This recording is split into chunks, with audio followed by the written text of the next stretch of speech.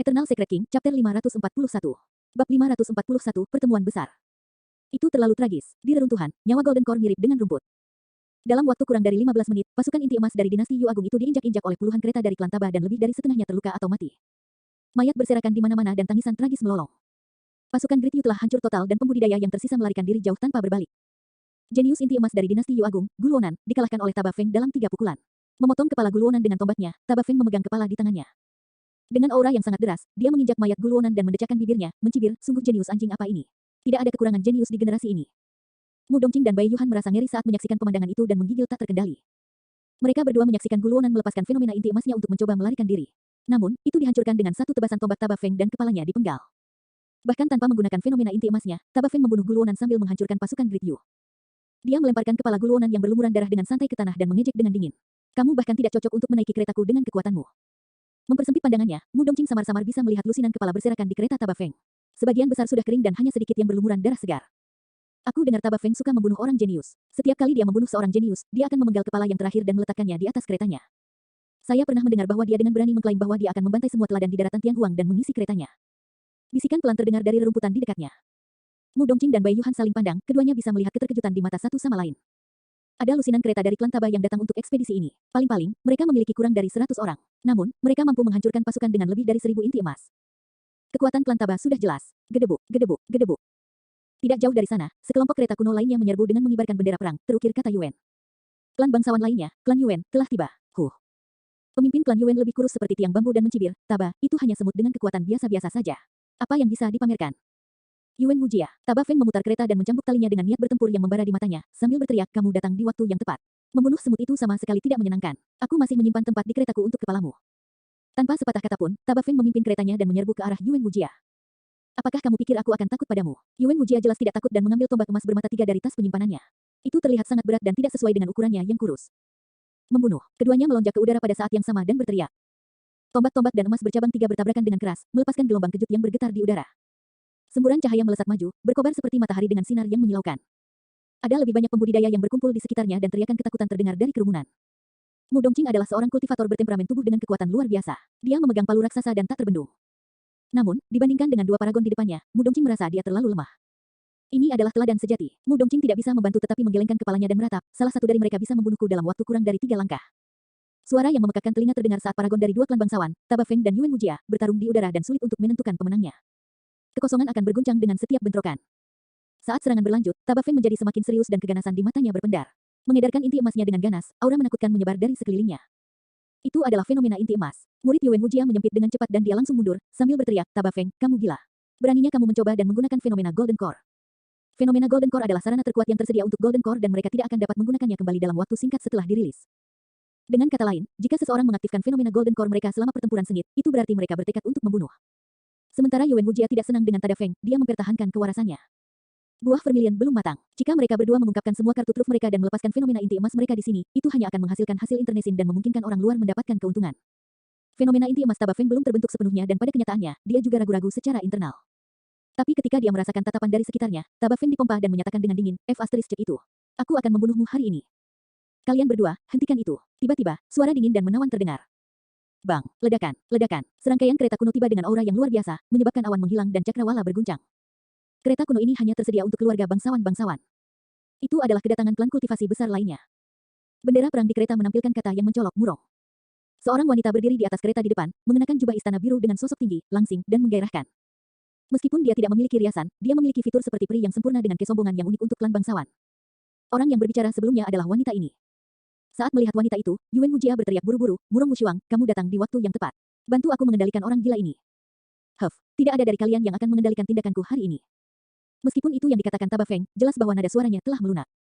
4 klan bangsawan kami terkait melalui sejarah. Kita bisa berdebat, tetapi tidak perlu terlibat dalam pertarungan hidup dan mati. Murong Wushuang berkomentar dengan acuh tak acuh, selain itu, buah vermilion belum matang. Apa gunanya kalian bertengkar, membiarkan orang luar menertawakan kita? Menyapu pandangannya ke arah para pembudidaya yang menonton dari sekitarnya, Taba Feng berteriak dengan niat membunuh yang dingin di matanya, siapa yang berani menertawakanku? Kalian semua, pergilah lebih jauh. Banyak pembudidaya terkejut dan mundur dengan tergesa-gesa. Mu Dongqing dan Bai Yuhan memanfaatkan momen kacau itu untuk melarikan diri keluar juga. Keruntuhan itu terlalu menakutkan. Pertempuran ini hanyalah sebuah adegan yang mereplikasi pertempuran serupa di bagian lain reruntuhan kian besar. Bahkan sebelum mereka melihat buah vermilion, orang-orang bertempur sampai sungai darah terbentuk. Setelah buah vermilion benar-benar muncul, badai darah macam apa itu? Kelompok itu mundur, meninggalkan satu orang berjalan ke depan dengan diam-diam dengan sikap menyerang. Seketika, tatapan semua orang terfokus pada orang itu. Orang itu mengenakan jubah hitam dan memiliki rambut hitam. Tanpa ekspresi dan kaku, tidak ada emosi di matanya saat dia berjalan menuju kedalaman reruntuhan kian besar sambil memegang pedang panjang di tangan kirinya yang pucat. Siapa itu? Beraninya dia mengabaikan ancaman Taba Feng. Saya pikir otaknya pasti sudah mati. Sangat mudah untuk mengatakan bahwa dia idiot dengan wajah lumpuh. Dia benar-benar tidak tahu apa yang baik untuknya. Beraninya dia menantang 3 klan bangsawan sendirian. Banyak pembudidaya di dekatnya berdiskusi dengan suara pelan dengan ekspresi mengejek. Orang itu tidak bergerak cepat. Tepatnya, dibandingkan dengan kecepatan pembudidaya, dia sangat lambat. Penggarap pedang berjubah hitam berjalan perlahan menuju kedalaman reruntuhan seperti manusia, mengabaikan banyak kereta dari 3 klan bangsawan di udara dan para pembudidaya yang kuat. Satu demi satu langkah. Eternal Secret King, Chapter 542. Bab 542, 10 sekte atas. Para pembudidaya dari 3 klan bangsawan tampaknya membeku di udara dan keheningan total terjadi karena tidak ada dari mereka yang bergerak. Setelah kedatangan pendekar pedang berjubah hitam, bahkan Taba Feng yang tak tertahankan dengan keganasannya yang luar biasa sebelumnya menjadi tenang, sedikit kewaspadaan bisa dilihat dari kedalaman matanya. Adegan yang diharapkan semua orang tidak terjadi. Sebaliknya, pendekar pedang berjubah hitam terus berjalan di bawah 3 klan bangsawan dengan cara yang tidak tergesa-gesa, selangkah demi selangkah seperti itu di bawah tatapan yang tak terhitung jumlahnya. Itu bukanlah jarak yang dianggap jauh bagi para pembudidaya. Baik itu dengan teknik gerakan atau mengendarai pedang mereka, itu hanya membutuhkan lebih dari 100 napas. Namun, pendekar pedang berjubah hitam itu berjalan selama 15 menit penuh. Hal yang aneh adalah tidak ada yang menghentikannya atau bahkan berbicara sepanjang waktu. Seolah-olah tenggorokan semua orang tercekik. Murong Wushuang sedikit mengernyit dan ada pandangan aneh saat dia memperhatikan pendekar pedang berjubah hitam itu. Sepertinya kasihan, kagum, dan bahkan khawatir, itu bertentangan dan rumit. Pendekar pedang berjubah hitam itu tampak acuh tak acuh terhadap tatapan berapi-api semua orang. Tatapannya sedikit hilang, sepertinya tidak dapat menemukan titik fokus. Berjalan maju selangkah demi selangkah dengan tidak tergesa-gesa, dia mempertahankan kecepatannya dan perlahan menghilang dari pandangan semua orang. Siapa pria itu? Para pembudidaya yang menonton bukanlah orang bodoh dan secara bertahap kembali sadar. Masih ada satu klan bangsawan lagi. Ada kemungkinan besar dia adalah teladan dari klan Dugu. Sekarang setelah kamu menyebutkannya, sepertinya aku ingat bahwa ada pembudidaya pedang inti emas yang menakutkan dari klan Dugu yang dikenal sebagai Dugu Jian. Dia hidup untuk pedangnya. Aku juga pernah mendengar tentang dia sebelumnya. Dikatakan bahwa dia menjaga dirinya sendiri dan tidak memiliki kerabat atau teman. Selama belasan tahun terakhir, dia hanya ditemani oleh pedang hitamnya dan telah benar-benar mencapai alam yang hanya membutuhkan pedangnya. Ketika dia mendengar diskusi di dekatnya, Bai Yuhan berbisik, Dongqing, sepertinya klan Dugu telah menyerah untuk memperebutkan buah vermilion. Kalau tidak, mereka tidak akan mengirimnya ke sini sendirian. Belum tentu, Mu Dongqing menggelengkan kepalanya. Terlepas dari orang-orang seperti kita yang telah menyerah untuk memperjuangkan buah vermilion dan hanya di sini untuk memanfaatkan kekacauan, ada kemungkinan lain mengapa beberapa dari mereka ada di sini sendirian atau berpasangan. Mengapa? Bai Yuhan bertanya. Pria itu sangat menakutkan sehingga dia bahkan tidak membutuhkan bantuan orang lain. Di udara, Taba Feng telah mencabut fenomena inti emasnya ketika pendekar pedang berjubah hitam itu muncul. Setelah pendekar pedang berjubah hitam itu pergi, dia menghela nafas lega dan tertawa. Di sini saya berpikir mengapa tidak ada satupun dari klan Dugu dengan 3 klan kami di sini. Jadi, mereka mengirim pria dengan wajah lumpuh itu. Pendekar pedang berjubah hitam itu tanpa ekspresi sepanjang waktu dan Taba Feng secara alami hanya mengejeknya dengan istilah wajah lumpuh. Tidak jauh, seorang kultivator tidak bisa menahan tawa. Wajah lumpuh, hehe, betapa cocoknya. Ekspresi Murong Wushuang menjadi gelap dan dia menoleh sedikit. Tanpa sepatah kata pun, dia melambaikan lengan bajunya dan seberkas cahaya muncul seketika, menembak ke glabella kultivator itu sebelum menghilang. Ada bunyi gedebuk, kepala orang itu meledak dan dia jatuh ke tanah, mati dengan darah dan cairan otaknya berceceran di mana-mana. Kerumunan menjadi gempar. Para pembudidaya di dekatnya sangat pucat dan mundur secara naluriah, menatap ke langit dengan rasa gentar pada wanita pembunuh tak tertandingi di kereta kuno itu. Dengan wajah dingin, Murong Wushuang berkata perlahan, apakah menurutmu orang sepertimu bisa mengolok-olok siapapun dari 4 klan bangsawan? Tidak ada yang menjawab. Taba Feng, Yuan Wujia, dan Murong Wushuang berdiri di udara dengan aura yang memesona, menyerupai dewa yang memandang rendah manusia lemah dengan tatapan menghakimi. Siapa yang berani menjawab di bawah tekanan seperti itu? Berbalik, Murong Wushuang memelototi Taba Feng dan berkata dengan dingin, Taba Feng, jangan bilang aku tidak memperingatkanmu, tapi lebih baik jaga mulutmu. Masalah berasal dari mulut. Taba Feng mendapatkan kembali kesombongannya setelah kepergian pendekar pedang berjubah hitam dan tertawa terbahak-bahak. Itu bukan urusanmu, saya bisa mengatakan apapun yang saya suka. Baiklah, dengan tatapan dingin, Murong Wushuang berkata, karena kamu sangat berani, kejar Dugu dan ulangi kata-katamu. Ekspresi Taba Feng menjadi gelap dan dia mendengus tanpa membalas. Sambil menghela napas dalam-dalam, Murong Wushuang menenangkan diri dan berkata dengan acuh tak acuh, jangan salahkan aku karena tidak mengingatkan kalian, tapi ada berita bahwa murid warisan dari 10 sekte atas wilayah utara akan datang. Ketika mereka mendengar itu, Taba Feng dan Yuan Wujia mengernyitkan alis mereka. Tidak akan semudah itu untuk memetik buah vermilion dan mengklaim dominasi atas alam inti emas di wilayah utara. Bahkan penerus keluarga aristokrat kuno di wilayah utara mungkin akan muncul. Dengan mengatakan itu, Murong Wushuang melambaikan tangannya dan memimpin lusinan kereta di belakangnya untuk melaju ke reruntuhan kian besar. Taba Feng dan Yuan Wujia juga tenang dan pergi, menyerah pada pertarungan mereka dengan pemahaman diam-diam. Dalam sekejap mata, kedamaian kembali ke langit di perbatasan reruntuhan. Dengan begitu banyak talenta yang bertujuan untuk tujuan yang sama, bahkan paragon dari 4 klan bangsawan mungkin tidak bisa mendapatkan buah vermilion. Itu benar. Pernahkah Anda mendengar bahwa murid warisan dari 10 sekte atas juga bergegas? Pasti akan ada perang hebat antara paragon saat itu. Sepertinya buah vermilion itu bukan hanya harta universal, ada makna yang lebih dalam di dalamnya. Siapapun yang memperoleh buah vermilion adalah makhluk sempurna nomor 1 di wilayah utara. Medan perang kuno perantara akan terbuka dalam 20 tahun lagi. Seorang pemenang harus diputuskan dengan berkumpulnya teladan dari faksi-faksi besar dan sekte-sekte di wilayah utara. Mu Dongqing dan Bai Yuhan bertukar pandangan muram saat mereka mendengar diskusi. Situasi di reruntuhan kian besar bahkan lebih kacau dan menakutkan daripada yang mereka bayangkan. Apa 10 sekte atas? Bai Yuhan bertanya. Mu Dongqing mengenang dan menjawab, saya mendengar Naschen Souls di istana menyebutkannya secara tidak sengaja di masa lalu. Dikatakan bahwa ada 108 klan atas yang berperingkat di bawah sekte abadi, Buddha, dan setan. Kebanyakan dari mereka berkumpul di benua tengah dan beberapa tersebar di wilayah utara, selatan, timur dan barat. Ada 10 di antaranya di wilayah utara. Sekte macam apa yang bisa dianggap sebagai sekte atas? Saya tidak yakin. Mu Dongqing menggelengkan kepalanya. Dikatakan bahwa kekuatan sekte atas membutuhkan dukungan dari sosok perkasa tubuh bersama. Sosok perkasa tubuh siam. Penyebutan kata-kata itu menyebabkan jantung Bai Yuhan berdetak kencang. Ada 9 bidang kultivasi utama, kondensasi ki, pendirian yayasan, inti emas, jiwa yang baru lahir, pembalikan void, karakteristik dharma, tubuh gabungan, mahayana dan transendensi kesengsaraan yang legendaris. Alasan mengapa dinasti Zhou Agung dapat didirikan dan bertahan hampir 10.000 tahun adalah karena ada penguasa Dao karakteristik dharma yang mendukung ibu kota. Seberapa menakutkan jadinya jika sekte atas mendapat dukungan dari sosok perkasa tubuh bersama? Berapa banyak penguasa Dao karakteristik dharma yang akan mereka miliki di bawah mereka? Kekuatan macam apa yang akan dimiliki paragon mereka juga? Seseorang benar-benar hanya akan mengerti bahwa selalu ada seseorang yang lebih baik dari mereka setelah meninggalkan dinasti Zhou Agung dan mengalami teror dunia kultivasi yang sebenarnya. Di benua tengah, asal mula kultivasi di mana budaya kultivasi adalah yang paling mulia dengan sekte dan faksi paling banyak berkumpul, seberapa agung hal-hal di sana. Eternal Secret King, Chapter 543. Bab 543, Kepercayaan. Tiba-tiba, aura gemetar melonjak dari tepi cakrawala. Cuaca telah berubah. Aduh, suara klakson panjang terdengar di seluruh dunia. Banyak kultivator menoleh dan ekspresi mereka berubah. Di tepi langit, kapal perang kapal roh raksasa yang panjangnya beberapa ribu kaki dengan pola misterius terukir di atasnya melayang dan bersinar terang. Merobek udara, pembuluh roh memiliki aura yang mendominasi dan kekuatan yang merajalela. Satu demi satu, sosok dengan aura gemetar yang kuat berdiri di depan busur mereka. Penerus sekte atas telah tiba di reruntuhan. Itu adalah kapal roh dari salah satu dari 10 sekte atas, sekte gerak surga. Pemimpin mereka harus menjadi teladan dari Heaven Motion Sect, Long Munyu. Kapal roh melewati para pembudidaya satu demi satu, membentuk bayangan raksasa yang menutupi langit. Tidak lama setelah Heaven Motion Sect berlalu, lebih banyak kapal roh merobek awan. Kapal-kapal itu gelap gulita dan menakutkan, menyerupai perahu neraka yang mengapung di lautan neraka. Salah satu dari 10 sekte atas, sekte hantu ke-8. Berhati-hatilah untuk tidak menjadi sasaran siapapun dari sekte hantu ke-8 atau kamu pasti akan hidup lebih buruk daripada kematian. Ada banyak hantu jahat dan tentara dunia lain di reruntuhan kian besar. Itu adalah keuntungan medan yang lengkap untuk sekte hantu hitam. Kapal roh dari sekte hantu ke-8 mengarahkan ke reruntuhan kian besar. Tidak lama kemudian, lebih banyak kapal perang tiba. Nenek moyang pertama dari klan bangsawan adalah prajurit budidaya yang menaklukkan gurun. Oleh karena itu, klan mereka akan melakukan perjalanan dengan kereta kuno. Klan atas berbeda dari klan bangsawan wilayah utara. Sebagian besar dari mereka bepergian menggunakan kapal roh. Itu kapal perang salah satu dari 10 sekte atas, Blaze Columbus Valley. Kobaran api berkobar di kapal perang yang baru tiba dan awan di udara terbakar merah, menampilkan keindahan yang suram. Saya mendengar bahwa teladan Blaze Columbus Valley, Wang Yan, datang ke sini sebelumnya dan hampir terbunuh. Siapa yang bisa begitu kuat? Saya tidak yakin. Itu mungkin murid warisan dari sekte atas lainnya. Saya mendengar bahwa teladan Stellar Luna sekte meninggal. Tidak mungkin sekte Stellar Luna akan membiarkan ini pergi. Sudah ada 3 dari 10 sekte atas di sini sekarang dan saya mengumpulkan 7 lainnya akan segera tiba. Sepertinya rumor itu nyata. Tak perlu dipikirkan, pertempuran hebat pasti akan terjadi di reruntuhan kian besar setelah buah vermilion matang 15 hari kemudian. Saat itu, Paragon akan berlumuran darah dan tidak ada yang tahu siapa yang akan selamat dari badai besar itu. Ini bisa dianggap sebagai ujian. Hanya Paragon yang selamat dari pertumpahan darah yang benar-benar dapat dianggap sebagai Paragon tak tertandingi dan meninggalkan nama yang tak tergoyahkan di medan perang kuno perantara 20 tahun kemudian. Dengan ekspresi tegas, Mu Dongqing merenung lama sebelum berkata perlahan, situasinya menjadi terlalu rumit di reruntuhan kian besar. Mengapa kamu mengatakan itu? Bai Yuhan tahu bahwa dia memiliki lebih banyak pikiran. Mu Dongqing mengerutkan kening. Pernahkah kamu memperhatikan bahwa meskipun ada keributan besar di reruntuhan kian besar, satu jiwa baru lahir belum muncul? Bai Yuhan mengangguk, dia juga telah memperhatikan ini sejak lama. Buah vermilion tidak memiliki banyak efek untuk Naschen Souls dan mereka mungkin tidak tertarik olehnya, Bai Yuhan menyimpulkan. Meskipun itu benar, tidak mungkin tidak satupun dari mereka muncul sama sekali. Itu tidak masuk akal. Apa yang ada dalam pikiranmu? Mu Dongqing merenung dalam-dalam. Aku menduga bahwa beberapa Naschen Souls telah tiba. Bagaimana apanya? Mata Bai Yuhan melebar. Mu Dongqing menjawab, ada terlalu banyak faksi yang terlibat dalam pertarungan untuk buah vermilion ini. Jika Naschen Souls ikut campur, mereka pasti akan menghancurkan keseimbangan. Seperti yang telah Anda sebutkan, benar-benar tidak layak bagi Naschen Souls untuk bertarung demi satu buah vermilion.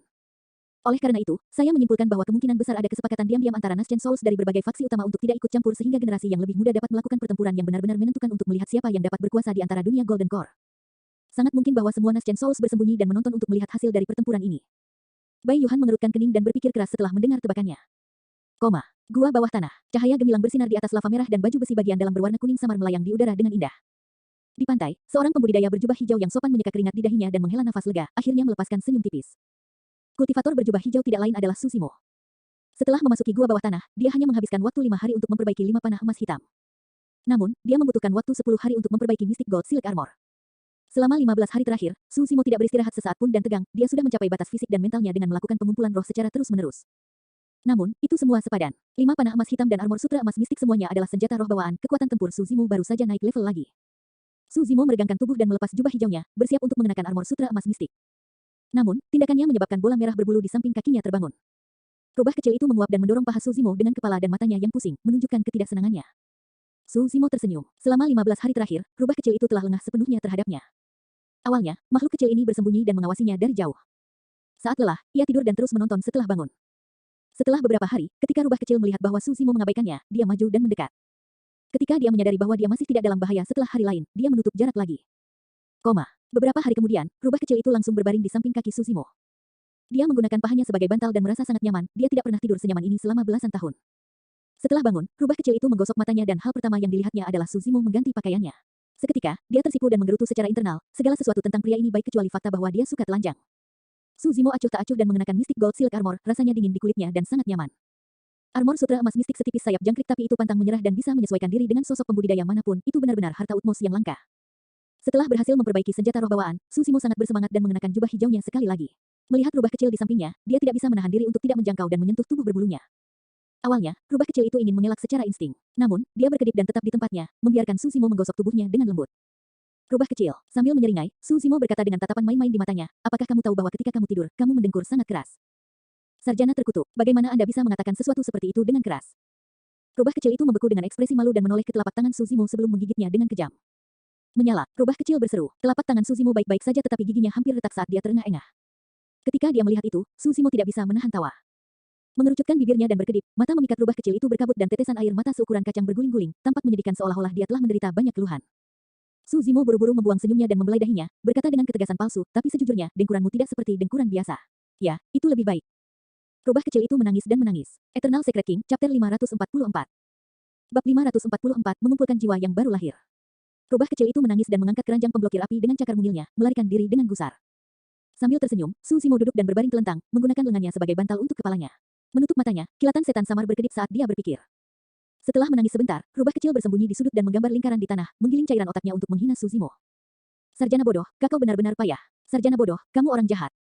Kau bahkan lebih jahat dari buaya mati bodoh itu. Rubah kecil menghabiskan seluruh hidupnya di gua bawah tanah ini dan tidak pernah melihat dunia luar atau berhubungan dengan siapapun. Meskipun pada dasarnya dia waspada, dia juga polos dan naif seperti perawan. Kata-kata paling kejam yang bisa dia keluarkan adalah membandingkan Suzimo lebih buruk daripada buaya.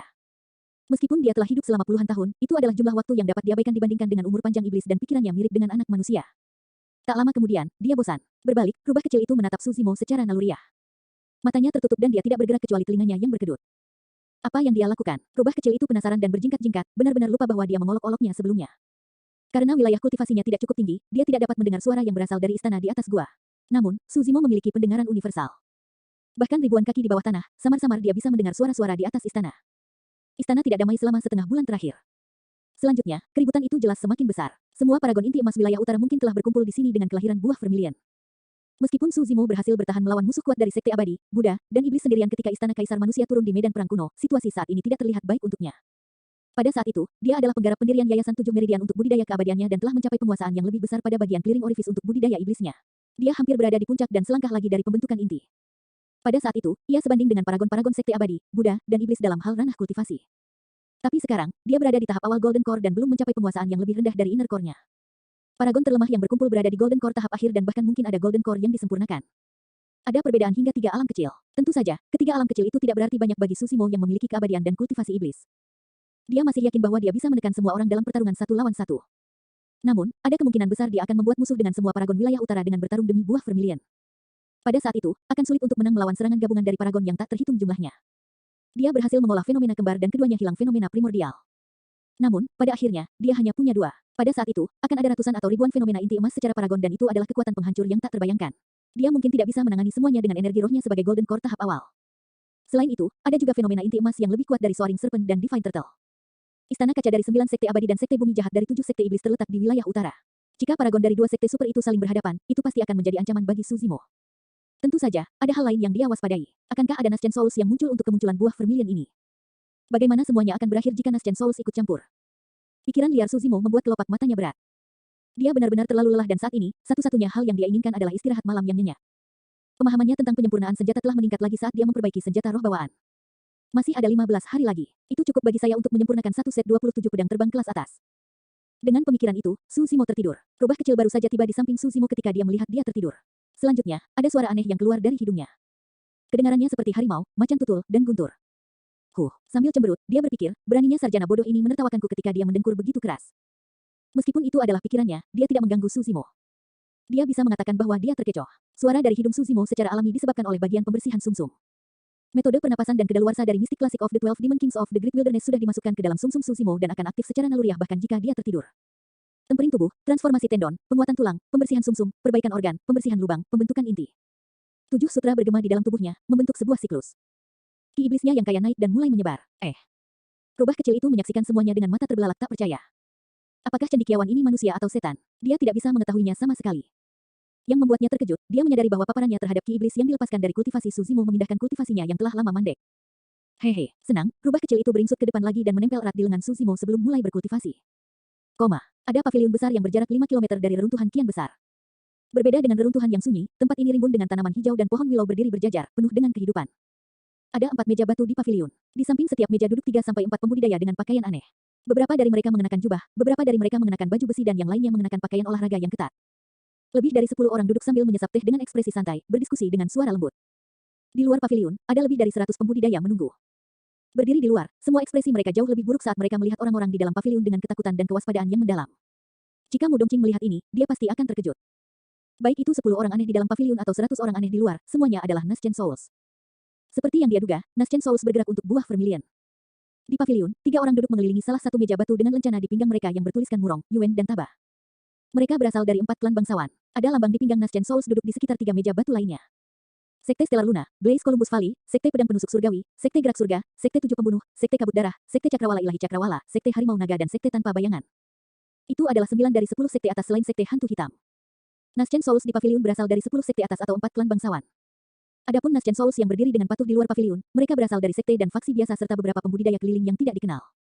Di antara mereka, Naschen Souls of the Great Sang dan Great Xia Dynasties juga berdiri di luar, tidak berani berpendapat. Sebelumnya ketika pasukan inti emas dari dinasti Yu Agung dibunuh oleh klan Tabah, Naschen Soul of Great Yu sangat marah dan ingin menuju reruntuhan kian besar. Namun, Naschen Soul dari klan Tabah menyerang dan membunuhnya dalam 3 gerakan. Sampai sekarang, darah mayat Great Yu Naschen Soul belum mengering. Berbaring di depan paviliun, tubuhnya masih hangat karena kematiannya yang memalukan. Itu bukan satu-satunya mayat di sekitar paviliun. Di wilayah utara, kekuatan gabungan dari 10 sekte atas dan 4 klan bangsawan hampir mutlak. Eternal Secret King, Chapter 545. Bab 545, Balas Dendam. Sepertinya dugu dari 4 klan bangsawan tidak akan mengiring penguasa sempurna manapun. The Perfected Lord of Stellar Luna Sekte menyesap tehnya dan berkata dengan iseng. Dugu Jian memiliki sifat tertutup dan lahir dari seorang hamba. Dia bahkan tidak membawa garis keturunan klan Dugu di dalam dirinya, wajar saja jika tidak ada dewa sempurna yang datang untuknya, kata penguasa sempurna dari klan Murong. Lahir dari seorang pelayan, namun, dia berhasil mendaki melalui klan bangsawan seperti Dugus untuk mencapai tempatnya sekarang, mengalahkan setiap makhluk sempurna lainnya dari alam yang sama. Itu bukan prestasi yang mudah, keluh penguasa sempurna dari klan Yuan. Dewa sempurna Sekte Pedang Menusuk Surgawi mencemooh dengan ekspresi tidak ramah, anak laki-laki itu dingin dan tidak berperasaan. Dia membunuh beberapa jenius sekte saya. Jika pemuda itu beruntung dan selamat dari pertarungan buah vermilion ini, hehe. The Heavenly Piercing Sword Sect Perfected Lord mengungkapkan niat membunuh melalui kata-katanya. Seluruh wilayah utara terguncang dengan munculnya buah vermilion. 10 sekte atas dan 4 klan bangsawan memiliki kesepakatan diam-diam dan mengirimkan berita bahwa Naschen Souls tidak diizinkan untuk terlibat dalam pertarungan untuk buah vermilion sehingga generasi muda dapat memperjuangkannya dan menentukan kemenangan sendiri. Alasan mengapa jiwa baru lahir dari 10 sekte atas dan 4 klan bangsawan ada di sini adalah untuk mencegah kecelakaan dan menghentikan jiwa baru lahir lainnya memasuki reruntuhan kian besar. Pertarungan untuk buah vermilion kali ini memiliki arti yang luar biasa. Siapapun yang mendapatkan buah vermilion akan menjadi makhluk sempurna nomor 1 di wilayah utara. 10 sekte atas dan 4 klan bangsawan bergabung untuk mencegah jiwa baru lahir mengganggu dan merusak keseimbangan itu. Oleh karena itu, bahkan jika Sekte Pedang Menusuk Surgawi ingin membunuh Dugu Jian, mereka harus menunggu sampai pertarungan untuk buah vermilion selesai. Ratusan Naschen Souls berdiri di luar paviliun dihentikan oleh Naschen Souls dari 10 sekte atas dan 4 sekte bangsawan, siapapun yang menolak berakhir sebagai mayat di tanah. Untuk pertarungan buah vermilion kali ini, makhluk sempurna dari generasi muda harus bergantung pada diri mereka sendiri. Itu adalah badai besar dan paragon akan bersimbah darah untuk melihat siapa yang akan bertahan sampai akhir. Tiba-tiba, suara jubah yang mengiris udara terdengar. Orang yang datang mengenakan jubah biru dan sangat cepat. Naschen Soul lainnya telah tiba. Sementara Naschen Souls mungkin tidak tergoda oleh buah vermilion, kemunculan istana bawah tanah mungkin mengarah pada harta karun di dalamnya. Dibangun di tengah, paviliun dengan ratusan Naschen Souls berkumpul terlalu mencolok. Melirik, ekspresi Lord sempurna berjubah biru berubah dan dia berbelok ke samping, ingin mengambil jalan memutar di sekitar paviliun. Berdengung, suara pedang mengayun memenuhi langit. Seberkas cahaya pedang putih melintas dari paviliun seperti rantai ilahi putih, hampir membelah kekosongan menjadi 2 saat itu menghalangi jalan dewa sempurna berjubah biru ke depan. Mau kemana, rekan Taois? Suara Lord dari Sekte Pedang Penusuk Surgawi menyeramkan dan bergetar. Ayo ke sini, tidak ada jiwa baru lahir yang diizinkan masuk ke reruntuhan kian besar. Dewa sempurna Sekte Stellar Luna berkata dengan dingin. Dewa sempurna berjubah biru juga agak tenang dan menangkupkan tinjunya ke semua orang sambil tersenyum. Saya benar-benar tidak tahu aturan itu. Aku akan pergi sekarang dan tidak mengganggu kalian. Kamu ingin pergi setelah datang ke sini. Tiba-tiba, hantu yang diselimuti kabut hitam muncul di belakang dewa sempurna berjubah biru dan melahapnya seketika. Ceritan tragis terdengar di udara. Setelah 10 napas, kerangka putih mengenakan jubah biru jatuh dari udara. Kabut hitam menghilang dan seorang lelaki tua kurus mengungkapkan penampilan aslinya. Dengan aura mengerikan dan tatapan dingin, dia turun ke paviliun sambil memegang tongkat. Sekte penguasa hantu kegelapan yang sempurna telah tiba. Sampai sekarang, penguasa yang disempurnakan dari 10 sekte atas diwakili dan ada juga penguasa yang disempurnakan dari 3 dari 4 klan bangsawan. Kerumunan tidak lagi terkejut dengan kematian dewa sempurna berjubah biru. Segalanya dengan cepat kembali normal di luar paviliun dan diskusi pun terjadi. Saya mendengar bahwa penggarap pendirian Yayasan Ekstrim lahir di wilayah utara. Ya, tapi tidak ada berita tentang dia setelah itu. Dia pasti dibunuh. Ini benar-benar generasi yang kacau balau dengan terlalu banyak paragon dan penjelmaan monster. Bahkan istana kaisar manusia muncul. Ini sangat mirip dengan masa keemasan di zaman kuno di mana banyak kaisar bangkit. Bencana besar pasti akan menyertai era besar. Meskipun kita semua adalah raja yang sempurna, jalan kultivasi adalah jalan yang panjang. Siapa tahu kita bisa melewati semua bencana. Koma. Di cakrawala ribuan kilometer di atas paviliun, bejana roh berkilau yang tampak seperti permata berharga terbang dengan kecepatan tinggi. Di haluan, seorang pria dalam posisi lotus menghadap angin dengan rambut hitamnya bergoyang lembut, memperlihatkan wajah yang sangat tampan. Kulitnya bahkan sedikit berkilau dan mencengangkan. Duduk di haluan, ada martabat yang tak bisa dijelaskan padanya. Sementara dia hanya berada di ranah Golden Core, ada kepercayaan di matanya yang bisa menekan segalanya. Seorang pria tua berdiri di belakang pria tampan itu. Tuan muda, kamu tidak perlu seserius ini. Bahkan jika semua paragon wilayah utara tetap bersatu, tidak ada yang cocok untukmu. Sementara lelaki tua itu berada di alam Naschen Sol, tangannya diletakkan di sisinya saat dia berkata dengan hormat. Ya, pria tampan itu tersenyum lembut. Lawanku akan berada di medan perang kuno perantara 20 tahun dari sekarang. Namun, pengumpulan paragon wilayah utara karena kelahiran buah Vermilion membuat saya ingin tampil dan menjelajah untuk melihat seberapa kuat paragon generasi ini. Kamu adalah makhluk sempurna nomor 1 di wilayah utara, Tuan muda. Bagaimana mungkin salah satu dari paragon itu cocok untuk Anda? Orang tua itu menyatakan dengan bangga. Tentu saja tidak ada yang perlu dikhawatirkan dalam pertarungan solo. Pria tampan itu menjawab dengan santai, saya hanya ingin melihat apakah yang disebut paragon itu dapat menghentikan saya untuk mendapatkan buah Vermilion jika mereka bekerja sama. Fufu, itu membuat tanganku gatal. Ada 2 orang lain yang duduk di kabin bejana roh. Salah satu dari mereka mengenakan jubah mewah dan memakai topeng, menutupi setiap bagian kulit yang terbuka di tubuhnya dan hanya memperlihatkan sepasang mata pendendam. Di depan orang itu duduk seorang pria parubaya dengan kulit kuning pucat yang tampak seperti emas. Cunyu, bagaimana kalau tetap di sisiku? Jangan pergi dan berjuang untuk buah Vermilion itu, kata pria parubaya itu perlahan. Jangan khawatir, kakek. Kakak senior Si adalah makhluk sempurna nomor 1 di wilayah utara. Aku tidak akan berada dalam bahaya mengikutinya. Suara pria bertopeng itu serak dan dia terdengar mengerikan, seolah-olah dia baru saja mengalami luka bakar. Ya, pria parubaya itu mengangguk. Bagus juga bagimu untuk pergi menjelajah dan berlatih dengannya. Jaga keamanan Anda. Simpan liontin giok ini bersamamu, itu cukup untuk bertahan melawan serangan bertenaga penuh dari inti emas. Pria bertopeng menerimanya dan menggantungnya di pinggangnya. Setelah hening sejenak, pria bertopeng itu mengangkat kepalanya dan menggeram, kakek, kau harus membalas dendam untukku. Aku tidak akan berada dalam keadaan memalukan ini jika bukan karena Susimo. Yakinlah, dia tidak akan bisa bersembunyi lebih lama lagi. Glass Palace adalah penguasa wilayah utara. Selama Susimo tetap berada di wilayah utara, aku akan dapat mencarinya bahkan jika aku harus membalikkan bumi. Aku akan membuatnya membayar 100 kali lebih banyak untuk semua yang telah dia lakukan padamu. Dengan mengatakan itu, mata pria parubaya itu bersinar dengan dingin dan dia melepaskan aura yang menakutkan dan menakutkan. Bahkan Naschen Sol tua yang berdiri di haluan ketakutan dan tersentak sebentar. Itu adalah kekuatan pembalikan void, itu adalah seluruh ranah utama di atasnya. Pria parubaya itu melanjutkan, aku tidak akan muncul setelah mengirim kalian ke reruntuhan kian besar. Ada dinasti Zhou besar di dekat sini. Pada saat itu, saya akan pergi dan bertanya apakah mereka mendapat kabar tentang pemuda itu.